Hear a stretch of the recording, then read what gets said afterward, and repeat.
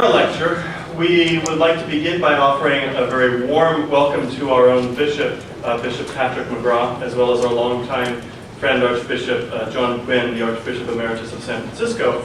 You honor us really, truly greatly with your presence. Welcome to two members of the Jesuit School of Theology and the Santa Clara University Department of Religious Studies, who are co-sponsors of this Santa Clara Lecture. My name is Mick McCarthy. I am the Executive Director of the Ignatian Center for Jesuit Education, and it's my pleasure today to introduce our distinguished lecturer. The mission of the Ignatian Center for Jesuit Education is to promote and enhance the distinctively Jesuit Catholic mission of education at Santa Clara University. We aspire to be recognized in Silicon Valley and beyond as providing leadership for the integration of faith, justice, and the intellectual life. The topic of today's lecture, Christian-Muslim relations since Vatican II, could not be more timely given the range of urgent global, religious, social, and political issues surrounding it. The Second Vatican Council strongly urged dialogue between Christians and Muslims, and our lecturer will assess the progress of this dialogue in four areas: harmonious living, cooperation in the service of others, theoretical foundations, and sharing of religious experience. And in the spirit of interreligious dialogue, he will provide an example of how the consideration of Qur'anic texts can enrich a Christian's spiritual life. Moreover, there is no one more capable of addressing these questions than Archbishop Michael Fitzgerald. Born in the British Midlands, Archbishop Fitzgerald became a member of the Society of Missionaries of Africa early in life, and was ordained a priest in 1961. He obtained his doctorate in theology from the Pontifical Gregorian University, which means he is a Jesuit alum, and a BA honors in Arabic from the School of Oriental and African Studies at London University. After teaching at Makerere University, Kampala, Uganda, and at the Pontifical Institute of Arabic and Islamic Studies, Rome, there followed 2 years of pastoral work in Sudan and a period on the General Council of the Missionaries of Africa. In 1987, he began work in the Vatican Curia, first as the secretary of the Pontifical Council for Interreligious Dialogue in the Vatican Curia, and in 1992 was ordained a bishop by Pope John Paul II. In October 2002, he was appointed president of the Pontifical Council for Interreligious Dialogue and was raised to the rank of Archbishop. 4 years later, in 2006, he was appointed Apostolic Nuncio in Egypt and delegate to the League of Arab States. He is author of many books, including Signs of Dialogue, Christian Encounter with Muslims, Interfaith Dialogue, A Catholic View, and last year a festschrift in his honor, Mission in Dialogue, was published.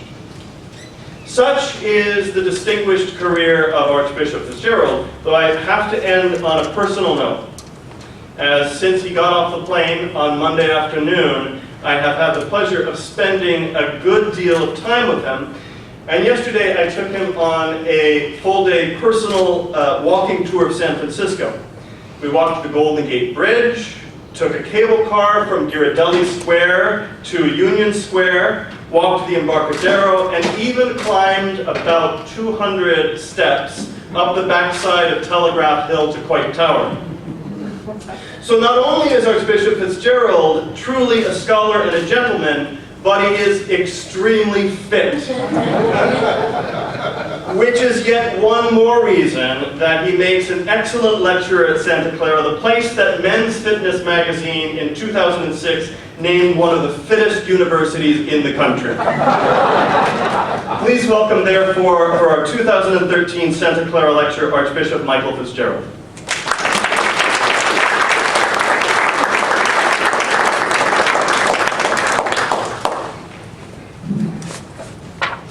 Thank you very much. It's a slightly red-faced speaker that you have today, but that's due to the day out yesterday in San Francisco.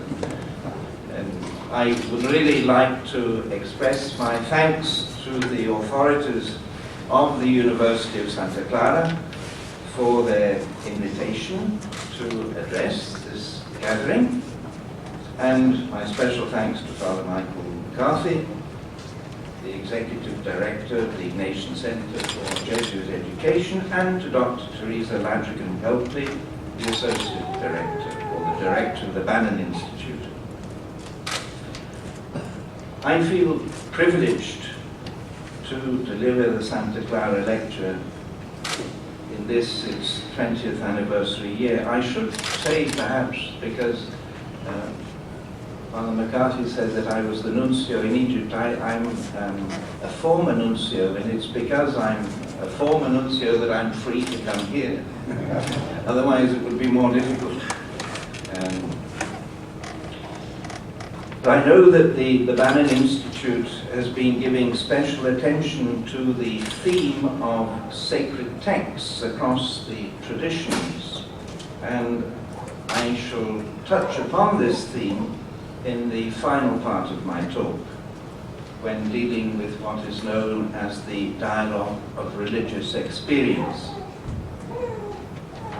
And before tracing the progress of dialogue between Christians and Muslims since Vatican II, it seemed appropriate to say a word about the Council itself, especially in this 50th anniversary of the Vatican Council, and in particular on the document Nostra Aetate, the declaration on the relations of the Church to non-Christian religions.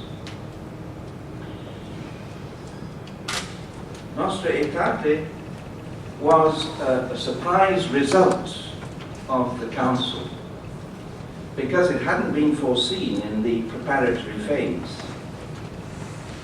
Nor did it benefit from a strong preceding movement such as existed in the fields of biblical scholarship, liturgy, ecumenism, which prepared the way respectively for the other documents, Dei Verbum, Sacrosanctum Concilium on the liturgy, Unitatis Redintegratio for ecumenism.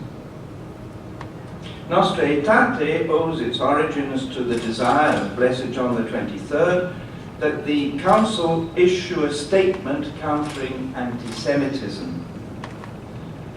A statement which, on account of political and ecclesial circumstances, was subsequently broadened out to encompass all religions. This is not the place to go into detail on the drafting of this document. This will be related in full detail in a forthcoming book by Father Tom Stransky of the Paulist Fathers, who was a staff member of the Secretariat for Christian Unity, which had the responsibility for steering this document through the Council. It could nevertheless be pointed out that Nostra Aetate was in complete harmony with the thrust of the Council, which had as its main focus the understanding of the nature of the Church, as exemplified in the two constitutions, Lumen Gentium, dogmatic constitution, and Gaudium et Spes on the Church in the modern world. I think it's good to remember also that Nostra Aetate is not to be taken in isolation from the other documents of Vatican II. It's obviously related to Dignitatis Humanae, the declaration which affirms the principle of the right to religious freedom. And there are links with agentes, since the mission of the Church is exercised in a world marked by religious plurality. And also with Gaudium et Spes, which this document on the Church in the modern world, which ends with an appeal for developing dialogue with all. But above all, it's Lumen Gentium, the dogmatic constitution on the Church, which provides the theological foundation for Nostra Aetate. Pope Paul VI, in his first encyclical Ecclesiam Suam, published before the third session of the Council, showed that the Church must always be in dialogue. He said of the Church that, and I quote, "There is no one who is a stranger to her heart, no one in whom her ministry has no interest. She has no enemies, except those who wish to be such. Her name of Catholic is not an idle title. Not in vain has she received the commission to foster in the world unity, love, and peace. And Paul VI indicated 4 circles of dialogue: the vast circle of humanity, those who believe in God, fellow Christians, and then finally, dialogue within the Catholic Church itself. Moreover, Pope Paul VI, even before the final vote in the Council to approve Nostra Aetate, created the Secretariat for Non-Christians, later to become the Pontifical Council for Interreligious Dialogue, in order to facilitate the application of the Declaration. In its 3rd paragraph, Nostra Aetate deals explicitly with Islam. And it begins this paragraph: the Church has also a high regard for the Muslims. Such an affirmation in an official document of the Church may surprise some people, since after the Cold War it is often Islam that is considered to be the enemy number 1 in the world. Certainly at the time of the Council itself, it came as a surprise to many Christians, aware as they were of the wars that had in past history opposed Christians and Muslims, the Islamic conquests, the Crusades, and so on. The paragraph continues by presenting some elements of the beliefs and practices of Muslims, to which a statement in the preceding paragraph, number 2 of Nostra Aetate, surely applies. That paragraph states, the Catholic Church rejects nothing of what is true and holy in these religions. I'm sure that applies to Islam and Judaism as well as to the religions that have been mentioned before. Responding to the foreseen reaction of many Christians, this document makes a solemn plea. Over the centuries, many quarrels and dissensions have arisen between Christians and Muslims. The Sacred Council now pleads with all to forget the past and urges that a sincere effort be made to achieve mutual understanding. For the benefit of all men, let them together preserve and promote peace, liberty, social justice, and moral values. This exhortation follows on the encouragement given at the conclusion of the previous paragraph.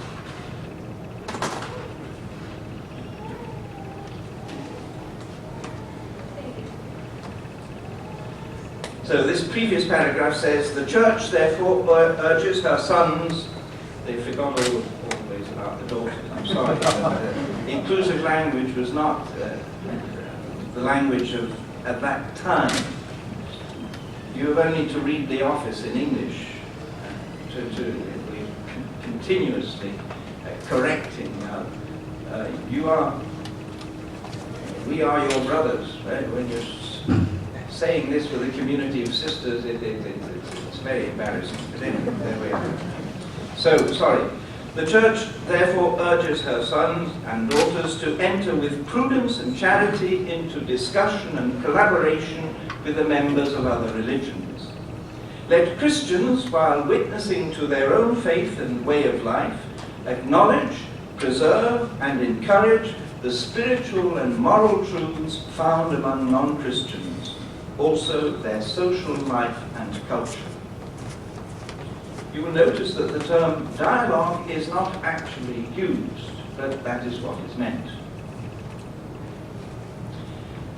I mentioned the body set up by Paul VI for promoting this idea of dialogue. Under its first president, Cardinal Marella, this office took up the task of spreading the vision of Vatican II, showing Catholics that in relating respectfully to followers of other religions, they were not being untrue to their Christian faith.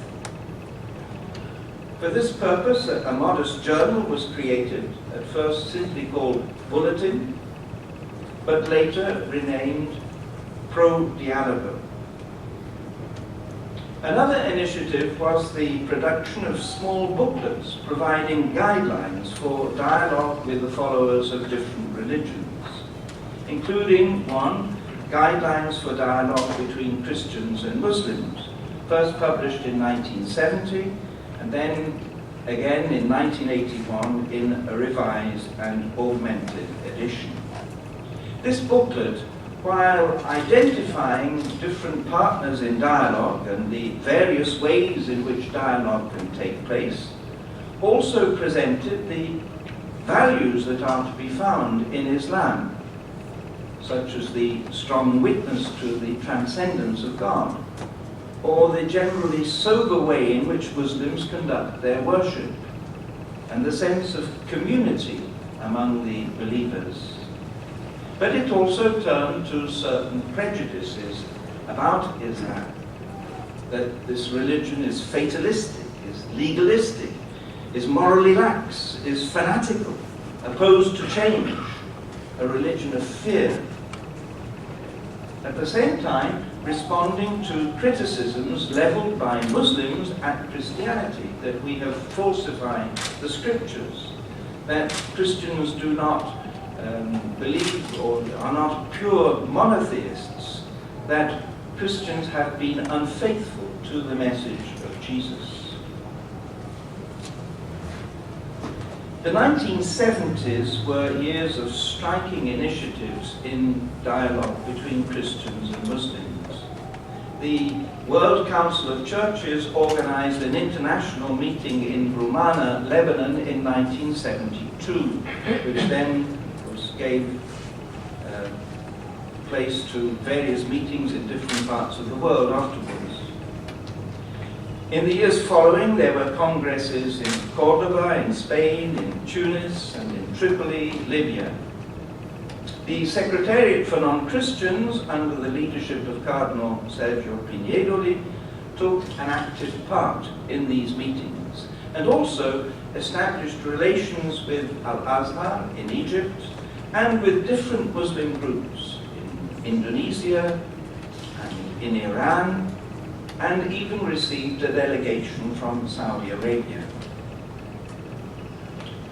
The short presidency of Monsignor Jean Jadot, Belgian Archbishop, who had previously occupied the post of Apostolic Nuncio in Bangkok and subsequently here in the United States, and the much longer presidency of Cardinal Francis Arinze, offered a time for theological reflection on the foundations and practice of dialogue.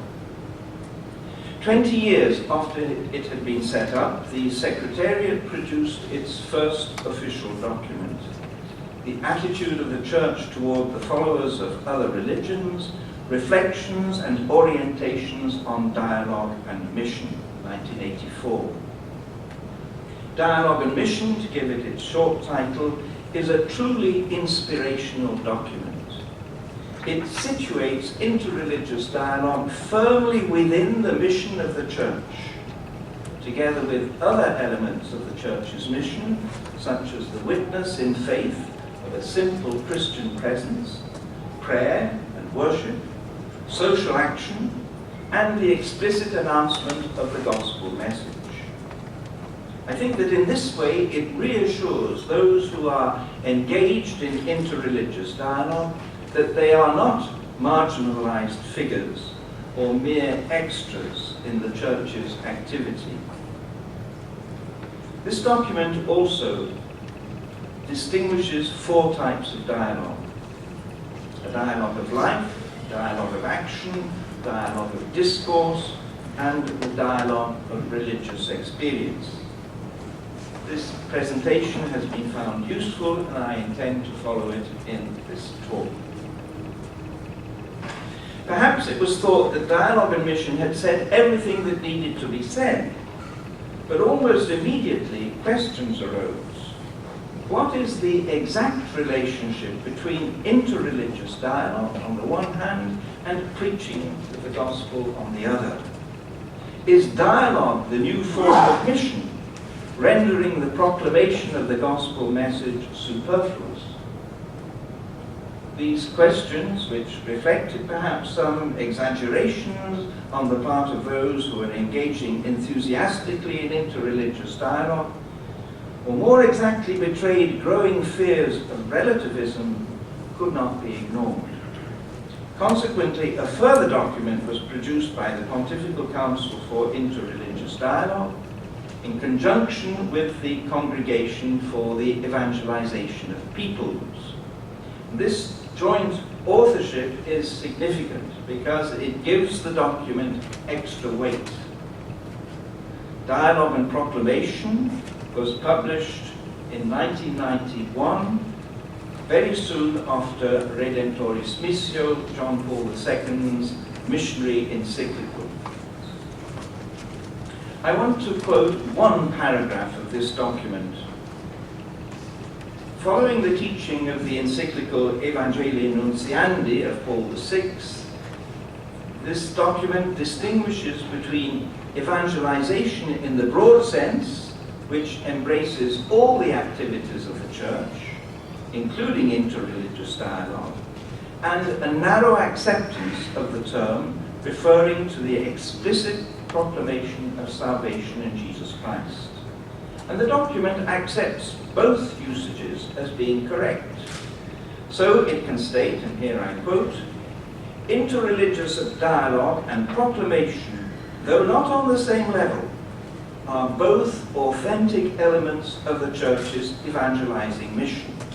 Both are legitimate and necessary. They are intimately related, but not interchangeable. True interreligious dialogue on the part of the Christian supposes the desire to make Jesus Christ better known, recognized, and loved. Proclaiming Jesus Christ is to be carried out in the gospel spirit of dialogue. A feature of this document, very relevant to dialogue between Christians and Muslims, is its realism. It recognizes the difficulties facing both the proclamation of the gospel message and interreligious dialogue. It is not necessary to go into length with all of these, but some have particular importance for Christian-Muslim relations. There is, for instance, mention of socio-political factors, and this could include majority-minority relations. It's difficult to engage in dialogue if being in a minority situation leads to the adoption of a defensive attitude. Such a difficulty can only be overcome by ensuring freedom and respect for each person's religious rights. There is also mention of the burdens of the past, and these would include the Crusades, but also colonialism. And these still have the capacity for rankling Muslims. But there's also the practice of slavery, which has aroused negative feelings towards Islam, particularly in Africa. Another obstacle mentioned is suspicion. Suspicion about the other's motives in dialogue. On the one hand, some Muslims tend to think that Christians enter into dialogue as a covert way of trying to bring about conversions to Christianity, just as they entertain the same suspicions regarding the charitable activity of the Church, its diaconia.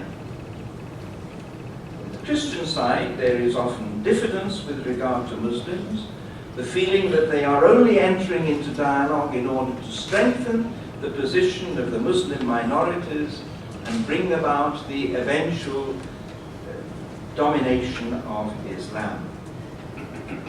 And this can be compounded, this suspicion, this diffidence, can be compounded where there is seen to be a lack of reciprocity. Religious freedom demanded for Muslims in Western countries but not granted to Christians in certain Muslim majority countries. It is mentioned too that in some places conversion is forbidden by law, or converts to Christianity meet with serious problems. And this is a serious block to the preaching of the gospel message. These difficulties need to be, and often are, matters for dialogue between Christians and Muslims. And nevertheless, Dialogue and Proclamation concludes with the statement, despite the difficulties, the Church's commitment to dialogue remains firm and irreversible. And also, to proclaim the name of Jesus and to invite people to become his disciples in the Church is a sacred and major duty which the Church cannot neglect.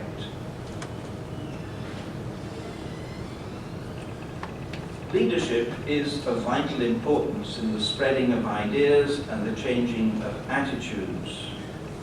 I think that is why we have these institutes of excellence here in this university. Above and beyond the formal teaching of recent popes, from John the 23rd to Benedict the 16th, is the example of their actions. When Pope Paul VI went on pilgrimage to the Holy Land at the beginning of 1964, not only did he visit the holy places, not only did he embrace Patriarch Athenagoras, he also met with Jewish and Muslim authorities. Visiting Uganda in 1969, he took the opportunity to meet with Muslim leaders and, through them, of greeting, quote, the great Muslim communities spread throughout Africa. While commemorating the Catholic and Anglican martyrs of Uganda, he recalled also those confessors of the Muslim faith who were the first to suffer death for refusing to transgress the precepts of their religion. There would be so much to say about the pontificate of Blessed John Paul II, whom I had the privilege, who ordained me a bishop and had the privilege of working for him. I just mention only his acceptance of the invitation of King Hassan II of Morocco to address Muslim youth in Casablanca in August 1985. And of course the World Day of Prayer for Peace held in Assisi on the 27th of October 1986, to which various representatives of Muslim communities came. This last event, witnessed by millions on television, was a sure sign to Christians and to Catholics above all that it was both right and necessary to cultivate relations with Muslims as with people of other religions. It is also important to note that, to take note of what Pope John Paul II said to the small Catholic community in Ankara, Turkey, on the occasion of his visit there in November 1979. And I quote, "It is therefore in thinking of your fellow citizens, the Turks, but also of the vast Islamic world, that I express anew today the esteem of the Catholic Church for these religious values. When I think of this spiritual patrimony and of the value it has for humankind and for society, I wonder whether it is not urgent, precisely today, when Christians and Muslims have entered a new period of history, to recognize and develop the spiritual bonds which unite us, in order to safeguard and foster on behalf of all mankind, as the Council invites us to do, social justice, moral values, peace and freedom." At the beginning of his pontificate, Benedict XVI stated clearly that he would follow in the steps of his predecessors in fidelity to the teaching of Nostra Aetate. During his apostolic journeys, he met with representatives of different religions, including Muslims.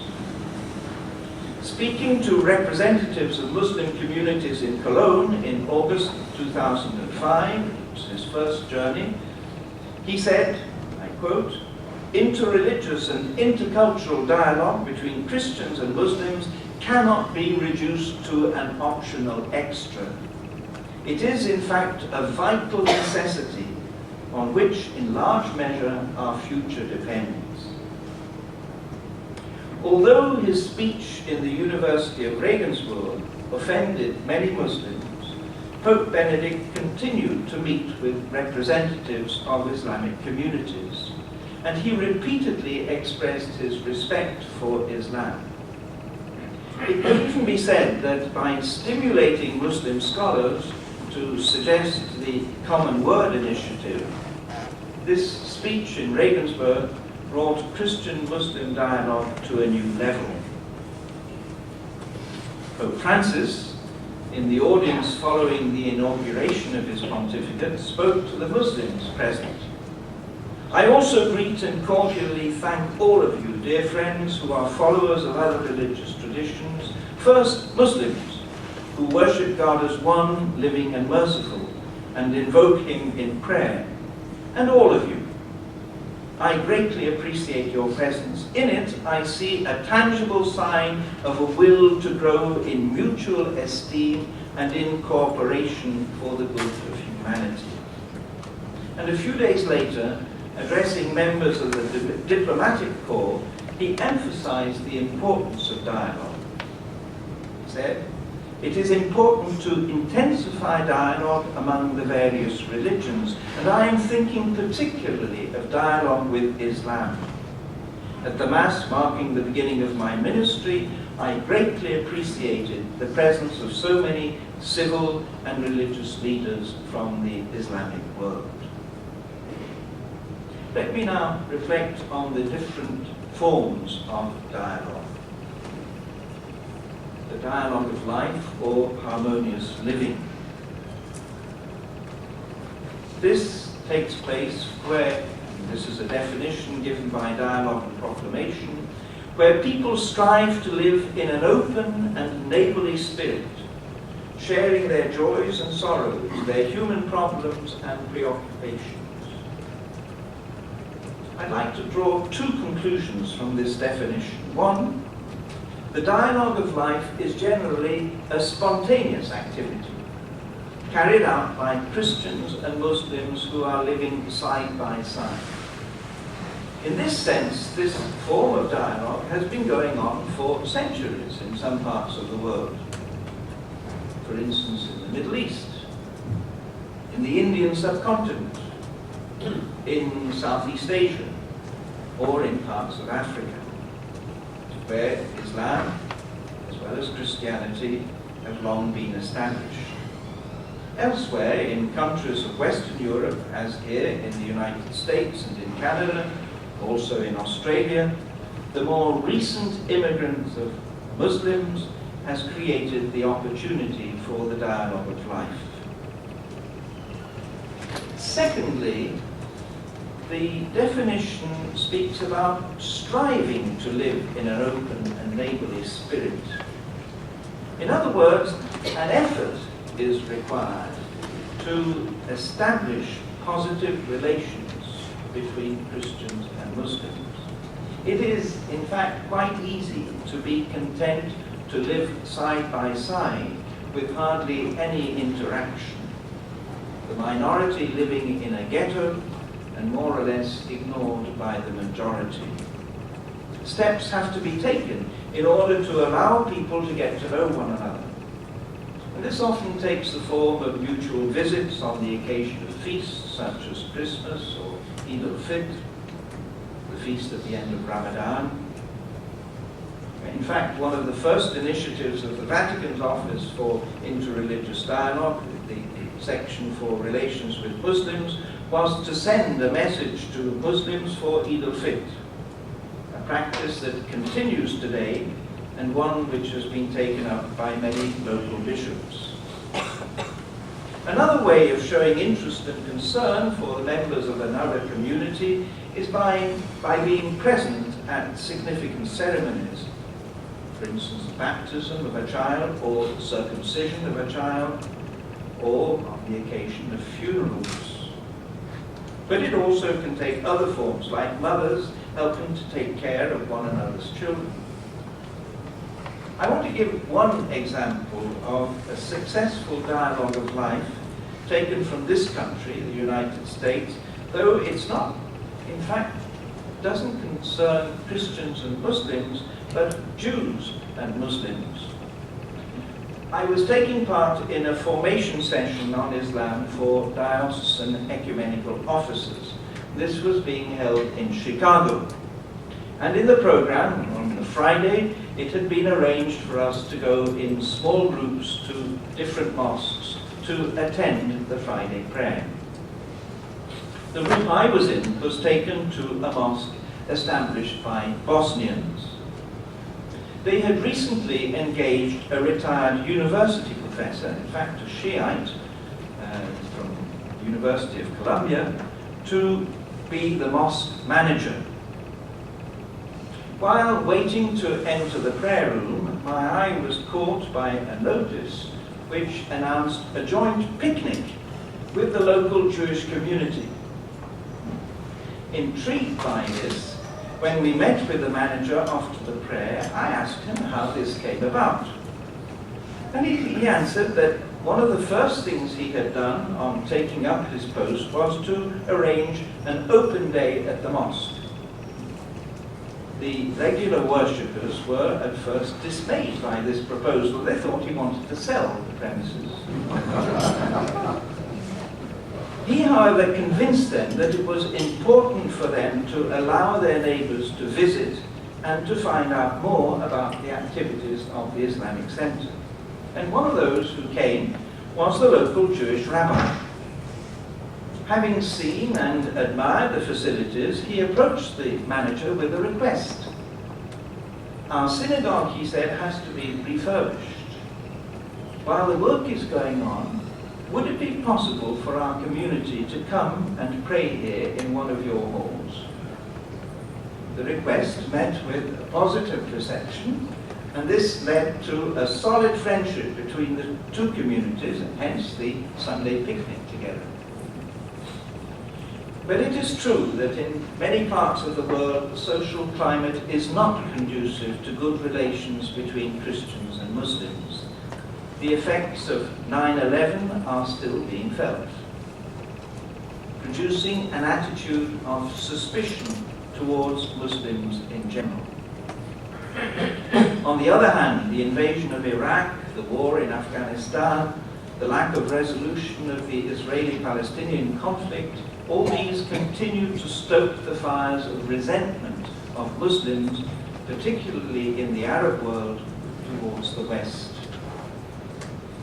Christians, for their part, point to the harsh treatment their fellow believers are receiving in Pakistan, for instance, or increasingly recently in Indonesia, in northern Nigeria. These are not always on religious grounds, but nevertheless the conflicts are often colored by religious differences. And we know that there have been numerous attacks on Christian churches by the aggressive Boko Haram. Such events have led a number of Christians to question whether there is any future for Christian-Muslim dialogue.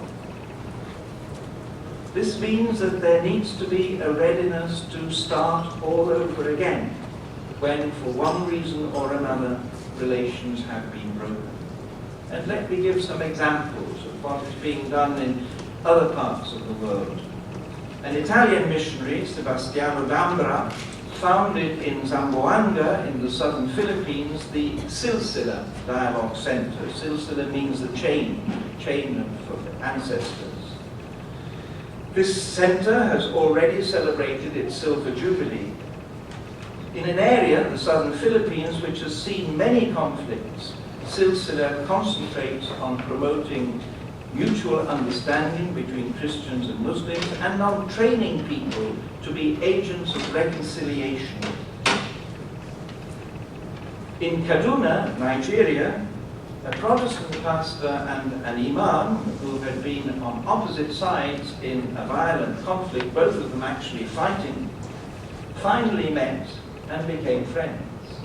And since then, they have been traveling together sharing their own experience and encouraging people to forgive one another and to make peace. Let me turn to the dialogue of action or cooperation in the service of others. Harmonious living may lead quite naturally to actions undertaken in common. In certain countries, Christians and Muslims are working together to face up to problems of society. One can think of the Muslim involvement in what are basically Christian pro-life movements, or for upholding the concept of marriage. There are also instances of Christians and Muslims engaging together in movements advocating human rights, social reform, or the care of the environment. There have been reports from different countries of Africa of mutual assistance in villages for the construction of places of worship, Christians helping to build a mosque, and Muslims helping to build a chapel or a church. These are examples of sporadic cooperation, but there can also be a more permanent type of cooperation which truly deserves the name of dialogue of action. In Tunisia, for example, Christians and Muslims have collaborated to form associations dedicated to the care of the handicapped. On a wider scale, Islamic Relief, a humanitarian organization founded by a Muslim, has been cooperating with CAFOD, an organ of the Catholic Church of England and Wales, to respond to emergencies around the world, not only in majority Muslim countries, but also elsewhere, as in Haiti.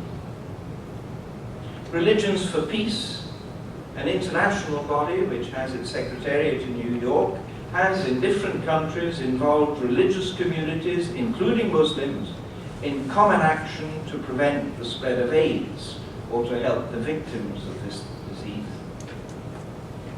In a number of regions of the world, this organization, Religions for Peace, has been instrumental in forming interreligious councils, and on occasions representatives of these councils have acted as mediators in trying to overcome sectarian conflicts. I think we should point out that this common action is truly a form of dialogue. Before undertaking a common project, there needs to be a serious discussion in order to come to an agreement on the aims of the project, on the means that are going to be used to achieve these aims, and on who is responsible for what. The action also needs to be monitored in order to make sure that different religious sensibilities are always taken into account. What about the dialogue of discourse or theoretical foundations? Dialogue and proclamation mentions as one of the forms of dialogue the dialogue of theological exchange, where specialists seek to deepen their understanding of their respective religious heritages and to appreciate each other's spiritual values. What is meant here is formal dialogue meetings. Formal dialogue meetings which in fact have not been confined to strictly theological issues. Indeed, the topics examined in these exchanges have often been more of an ethical or social nature rather than theological. Themes such as justice in international trade relations, business ethics, problems of migration, the media and religion, respect for the environment, questions of bioethics, have all been taken up in meetings in which the Pontifical Council for Interreligious Dialogue has been engaged, whether with the Aetate Foundation in Jordan, or the World Islamic Thought Society based in Tripoli, Libya, or with the Iranian Center for Cultural Dialogue, or with other bodies. In most of these meetings, the same pattern has been followed. First, what is the position of each religion regarding the question under discussion? And then a description of the actual situation which doesn't always correspond to the theory. And finally, some suggestions for joint action. Until recently, the Pontifical Council for Interreligious Dialogue has rarely engaged in dialogue with Muslims on strictly theological questions. An exception, perhaps, was the seminar on holiness held in Rome in 1984, which examined the foundations for holiness according to Christianity and Islam, and looked at examples given by people recognized as saints. As I mentioned before, one of the effects of the lecture given by Pope Benedict XVI in Regensburg has been the Common Word initiative, launched by a number of Muslim scholars, which called for theological dialogue. This led to a meeting in the Vatican in November 2008, where the topic was love of God and love of neighbor. A second meeting held at the site of the baptism of Jesus in Jordan in November 2011 discussed the theme reason, faith, and the human person. The two dialogues were preceded in 2008 by meetings at Yale University with various Protestant bodies, where the theological issues discussed included different understandings of the unity of God, of Jesus Christ and his passion, and of the love of God, and also in the United Kingdom at Lambeth Palace and Cambridge University, with the help of the Anglican community, where the discussions turned on the understanding of Scripture, shared moral values, respect for foundational figures, religious freedom, and religiously motivated violence. We can notice that theological questions were combined with practical issues. These meetings have been at international level, but dialogues go on at the regional level also. In the United States, Catholic-Muslim dialogue has been continuing for many years in 3 different areas of the country. Each dialogue is headed by a Catholic bishop and a leading member of an American Islamic organization. In 2008, the Mid-Atlantic Dialogue decided to take up the theme of religious education. The Midwest group has opted to discuss in the public square Muslims and Catholics on religious freedom. Finally here, the West Coast Muslim Catholic Dialogue is exploring stories of Abraham. A feature of these dialogues is they usually take place over a weekend in a retreat house, thus allowing time for prayer and fellowship as well as for intellectual exchanges. I want to mention also the Building Bridges program, an Anglican initiative in dialogue with Muslims, started by Lord Carey when he was Archbishop of Canterbury and continued by Archbishop Rowan Williams. The 11th seminar, held in April 2010, was entitled Death, Resurrection and Human Destiny, Christian and Muslim Perspectives. I hope that Archbishop Justin Welby will continue with this program. A particular feature of the Building Bridges seminars is that they include careful reading of passages from the Bible and the Quran. I think the practice was probably introduced into the seminars through the influence of Professor David Ford of Cambridge University, who is a leading participant in scriptural reasoning. Having taken part myself in one of the Building Bridges programs, I can attest to the importance of this sharing of scriptures, where selected passages from the Quran were presented by Muslim participants, and we had one who was a hafiz of the Quran, that is, he knew the Quran by heart, and when we said, oh, we have this passage to examine, he said, oh, I will recite it. Here's the Quran. No, I don't need the Quran. He recited it. It's quite impressive. Professor from London University. My own task was to introduce the prologue of St. John's Gospel. It was interesting to see how this passage, with its strong insistence on incarnation, was respectfully listened to by the Muslims in the group.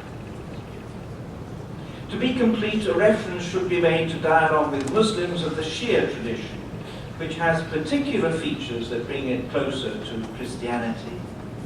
For instance, the salvific view of suffering, the grace of guidance given to religious authorities, the expectation of a second coming. This dialogue is being pursued in a fruitful way by the monks of the Benedictine monastery of Ampleforth in the north of England, together with Heathrop College, a Jesuit institution which is a constituent college of the University of London. In September 2011, a meeting was held at Sant'Anselmo in Rome, the headquarters of the Benedictine order, where monks and Muslims shared about their respective spiritual practices. And this introduces us to the fourth form of dialogue, the dialogue of religious experience. This is described as an exchange where persons rooted in their own religious traditions share their spiritual riches, for instance with regard to prayer and contemplation, faith, and ways of searching for God or the Absolute. Monastic interreligious dialogue, which has been organized as a special service within the Benedictine family since the mid-1970s, has naturally been primarily concerned with Buddhism, of which monastic life is a strong feature. But attention has been given to the followers of other religions, including Muslims. Islam, which gives such importance to married life is the half of religion, is adverse to monasticism, but in its Sufi dimension it contains rich spiritualities, and it is generally with Sufi movements that the monks and nuns have been in contact. In 1979 in Algeria, a number of religious men and women decided to help one another to live their vocation within Islamic society by a constant reference to Islamic spirituality. And they would select a theme which each one would follow up personally in the scriptures and in the Quran or other Islamic sources. Once or twice a year they would come together, usually at the Trappist monastery of Notre-Dame-de-la-Place in Tiberine, to share their findings and select another theme. Some members of the Alawi confraternity, living in Medea, the town near the monastery, asked to join them, and eventually these Muslims became full members of what is known as Ribat al-Salam, the bond of peace. The prior of the monastery, Father Christian de Cherchez, had studied at the Pontifical Institute of Arabic and Islamic Studies in Rome, and had been leading the community, not without some initial resistance, into deeper knowledge of and respect for Islamic spiritual tradition. Although 7 of the monks, including Father Christian, were kidnapped and killed, the Ribat has continued its activities, though not necessarily in Tiberine. Here are some of the themes that have nourished this spiritual adventure. Act justly and walk humbly with your God. How does God invite us to humility? Live in a spirit of thanksgiving. Compassion, the language of the heart. Compassion extended to the whole of creation. Hospitality as a fruit of compassion. Together to pray and build a world of justice and peace. It seems to me that this is truly an example of interpreting and embodying sacred texts across traditions. For my own part, if I may continue for a few minutes, I've been engaged at times in giving courses on the Qur'an. And I decided to offer a retreat for Christians in which constant reference would be made to the Qur'anic text. The theme I chose was the most beautiful names of God. I would like to quote from the Quran, or a translation of the Quran. The most beautiful names belong to God, so call on him by them. Surah 7, verse 180. And again, to him belong the most beautiful names. Whatever is in the heavens and on earth doth declare his praises and glory. Surah 59, verse 24. In Psalm 113, we find the following. You servants of the Lord, praise the name of the Lord. Blessed be the name of the Lord, henceforth and forever. From east to west, praise be the name of the Lord. Of course, there is a difference in understanding between the name in the singular and the names in the plural. Yet the link with praise in both texts is significant. The names can be considered to offer both a bridge and an invitation. They are a bridge insofar as they establish a way of communication between God and ourselves. They are an invitation to praise, but also to imitation. Islamic tradition speaks about the-khalq bi akhlaq Allah, to clothe oneself with the morals of God. And in the Gospel, we are exhorted, be compassionate as your Father, Heavenly Father, is compassionate. A Muslim author has written, the purpose of meditating on the names of God is to intensify their presence in ourselves, to develop progressively, generation after generation, their activity, their intensity, their fullness within ourselves. So the retreat that I wrote, prepared, was designed to last for 8 days. It's obviously not possible to consider all the 99 names of God, which Islamic tradition has retained, so only a few could be examined. The selection, I must admit, was made according to pre-established themes. I was trying to follow the progression suggested by the spiritual exercises of St. Ignatius of Loyola. God the Creator, God in himself, the transcendent one, God close to human beings, the immanent one, God of goodness, pardon and love, God, Lord and King, God who guides, God who is generous and faithful, God of peace. The method followed comprised 3 steps: an examination of the names within their Quranic context, a search in the Hebrew Bible or the Old Testament for similar names, and a reflection from the standpoint of the New Testament. When giving this retreat, I have suggested that participants have with them a copy of the Quran in Arabic, if they know Arabic, or in translation.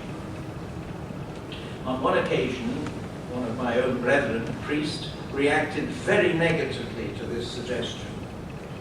But at the end of the retreat, he admitted that the Quranic text had provided a stimulus to a fresh understanding of the scriptures and thus an entry into prayer. Of course, at the end of such an exercise, our expectations are somewhat disappointed. We praise God with his beautiful names, but ultimately we are not satisfied.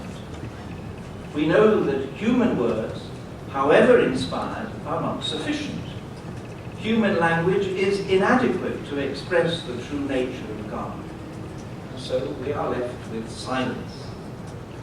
This is not, however, an embarrassed silence caused by shame or shyness. It is rather the silence of long-time lovers who are simply happy to be in one another's presence. It is a silence of fullness to which only God can guide. But one may ask if this exercise is justified. Is it not a form of manipulation, of spiritual colonialism, to use the texts of another religion for one's own spiritual nourishment. Here I think care needs to be taken to avoid falsifying the meaning of the Quranic texts by giving them a Christian reading which would eliminate all difference.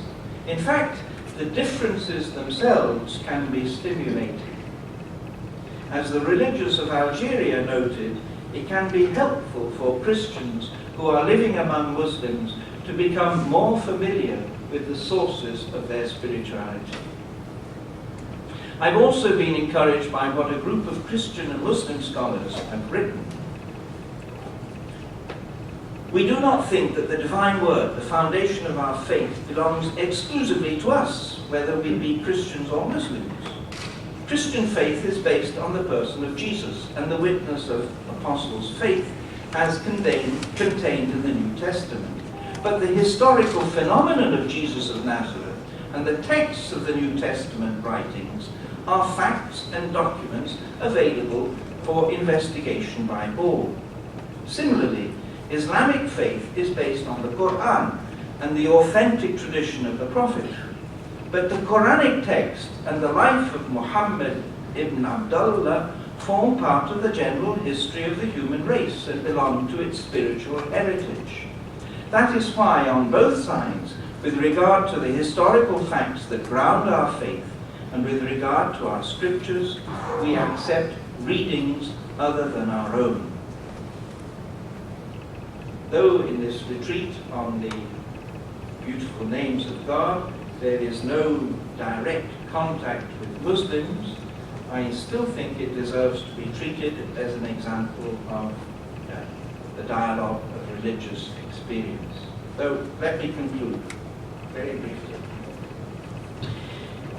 If we to ask ourselves what in a nutshell has been learnt through the practice of interreligious dialogue, and in particular dialogue with Muslims over the years since the Second Vatican Council and the declaration of Nostra Aetate, how are we going to respond? We might say first that the Church has learnt to be itself.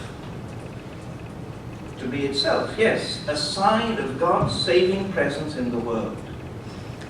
It has become more convinced than ever that the content of the Christian faith is not to be watered down or compromised in any way, but that witness is to be given to the faith in the manner indicated by Peter. Simply reverence the Lord Christ in your hearts, and always have the answer ready for people who ask you the reason for the hope that you all have, but give it with courtesy and respect and with a clear conscience. It could be added that the Church has learnt to relate to Muslims and other people of different religions in different ways, through neighborliness, through joint action, through the sharing of spiritual values, through formal discussions. It has further been discovered that this field is not confined to specialists, but is open to all. Of course, there is a greater consciousness of the preparation needed to conduct fruitful dialogue, but the degree of preparation needed will vary according to the level of the encounters. Finally, I would say that the Church has learned that the task of dialogue will never end. Just as the words of Jesus, "The poor you have always with you," do not disqualify attempts to eliminate poverty, so the realistic assessment that religious plurality will persist does not make dialogue purposeless. Muslim immigration seemed at first to be a temporary phenomenon, but then permanent communities came to be formed, and they are not going to disappear. We are therefore on a journey together.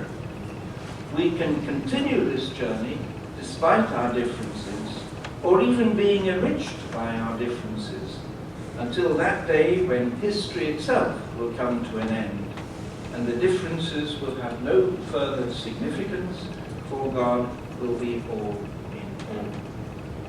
Thank you.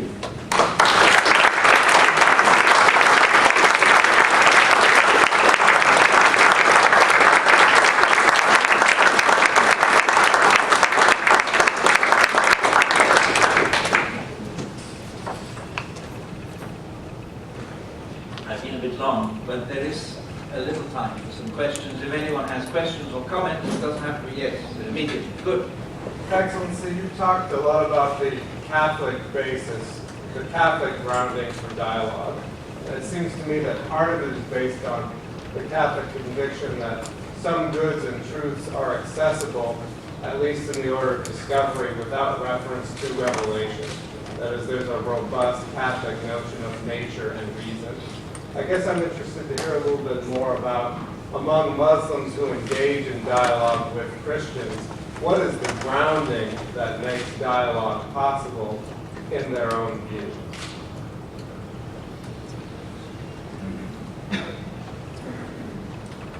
Well, maybe it is the conviction amongst Muslims, they have a saying, that every person is born a Muslim. And it is their parents who make them into Jews or Christians or Zoroastrians or whatever it is. In other words, we are all naturaliter musulman. We don't think of it that way. But there is this sense in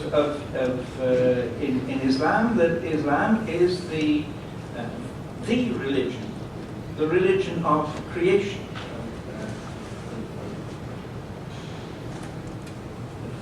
Fitra.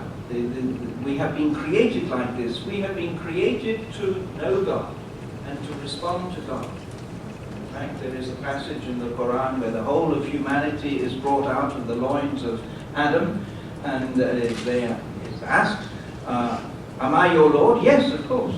So everyone has accepted this knowledge of God. But then they've forgotten about it. And that's why God has sent prophets to remind us. So there is that sense that, Islam is not a religion that is confined to other people, to one group of people. It is for the whole world.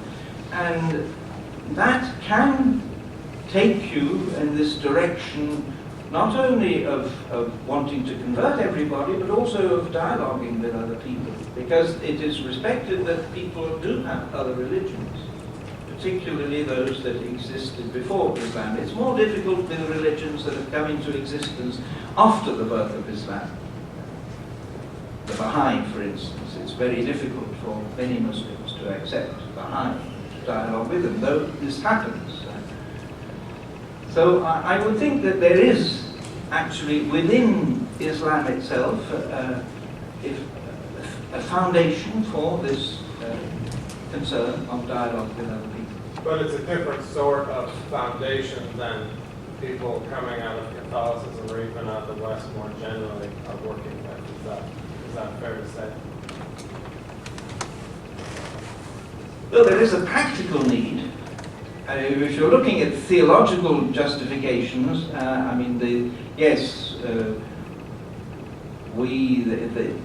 certainly the Catholic understanding of Christianity does have a strong trust in the human capacity to know God, though it says we need revelation as well. The fact that the human person is naturally religious, and I'm thinking of the introduction to the Catechism of the Catholic Church, which is strong on this. Islam doesn't have this developed doctrine, if you like, in that form. It is much more concerned with relations, with law, than with theology. But this doesn't prevent Muslims from engaging in the dialogue.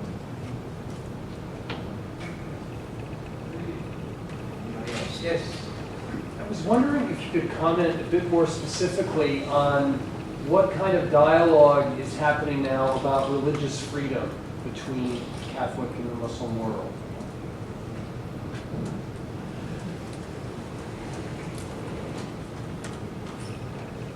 Well, the dialogue is ongoing because in a number of countries, in Egypt, for instance, where I was serving as nuncio, preparing a new constitution, and this question comes up. not necessarily in a very satisfactory way for us as Christians.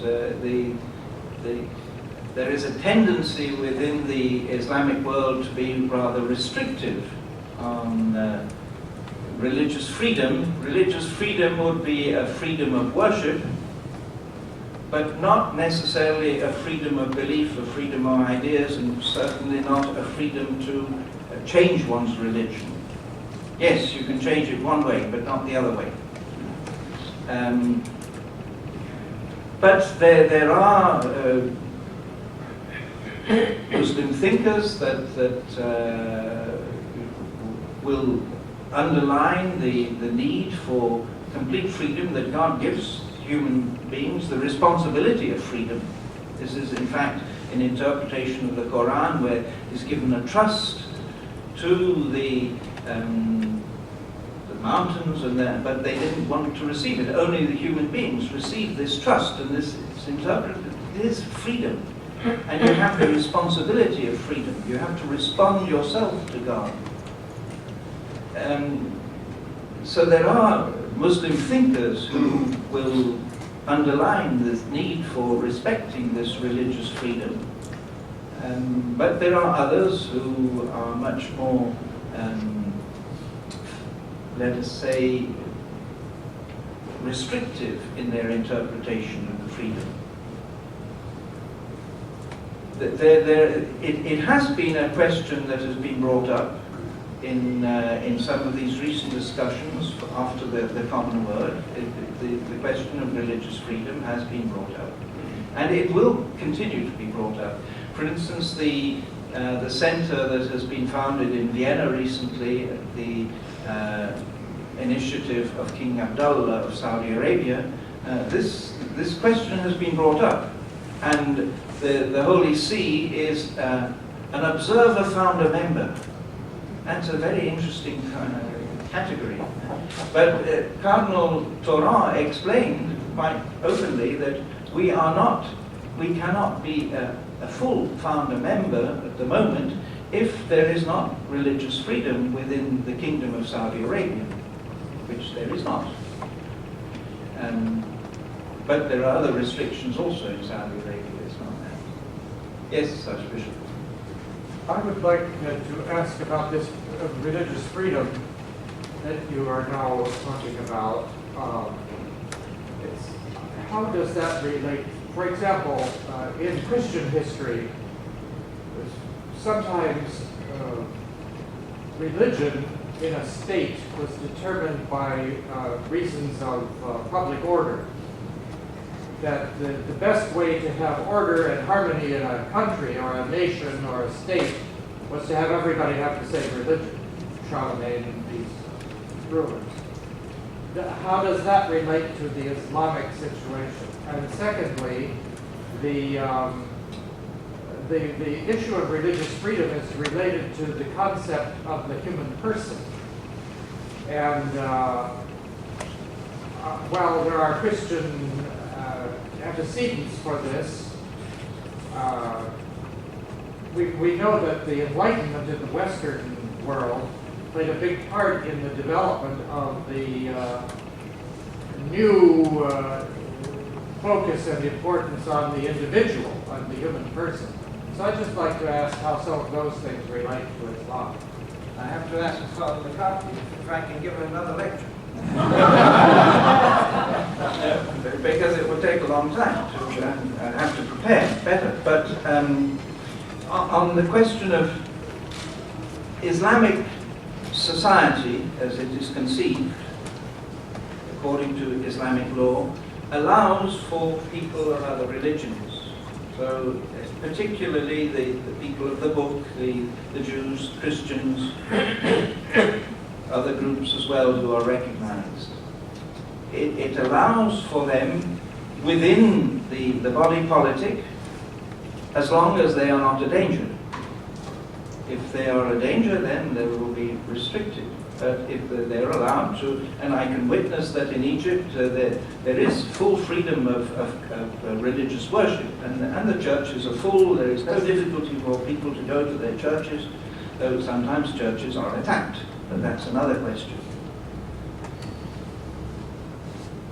On the basis for religious freedom within Western thought, it is true that many Muslim thinkers who will not have much difficulty in accepting this, but there are others who do not want to accept it. For instance, Saudi Arabia did not sign the Charter of Human Rights, and there has been produced an Islamic Charter of Human Rights, and in this Islamic Charter, the question of religious freedom is quite restrictive.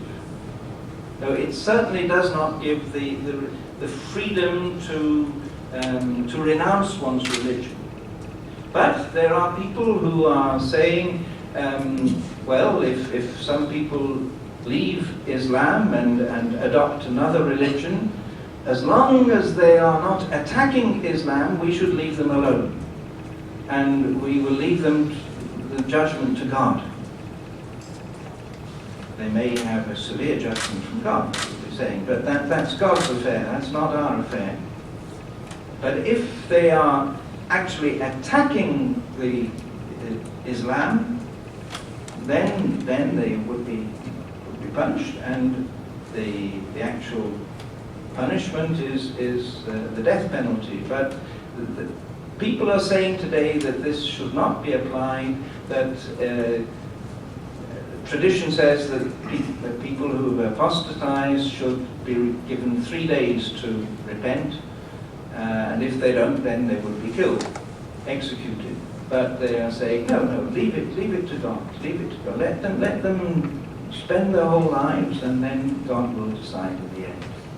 So it is a question that is still being discussed today. I don't think that there is any full definitive answer to this question regarding the fullness of religious liberty. There was something. We have time for more? Yeah. One more question. One more question. Well, Sir, when you were referring to the dialogue and discourse, you were drawing a distinction, or I thought I heard you drawing a distinction between Shia and Sunni reaction and the ability to approach them. Was I hearing that correctly? Could you elaborate on it? I mentioned particularly the Shia because I think that very often they are forgotten. And at least we don't give as much attention to the Shia tradition that we should, I think. And I mention this because I think that particularly for Catholics, we can find ourselves closer to the Shia than to Sunni Muslims in some ways. But the same, there have been, as I mentioned, specific meetings with Shia Muslims. Personally, I found these, with the Iranian Shia Muslims, I found these quite stimulating because I think of practically all the people that we had dialogue with, they were the best prepared. There is a great curiosity in Iran. There is a strong philosophical tradition in Iran, and that gives a basis for dialogue. And also we found that they had people who had translated books of theology by current German theologians. They actually translated into Farsi the Catechism of the Catholic Church, and they did this very seriously. They inquired in the Lebanon, how had this book been translated into Arabic, what were the technical terms used, and so that they would be guided in this. And they asked the Catholic Latin bishop to look over the translation that they had made to see whether it was all right. And he said, we could never have done this. It is the Muslims who have done this work for us, and to translate it into Farsi. So we found that with the Shia there was, in a sense, a greater openness in some ways than with our Sunni partners. But I am not really making a strong distinction, but only a plea that the Shia tradition not be forgotten, not be set aside. I'm very happy that David Pinot is attentive to this and has written about it as well, and is taking people to see the Shia religious center here in California.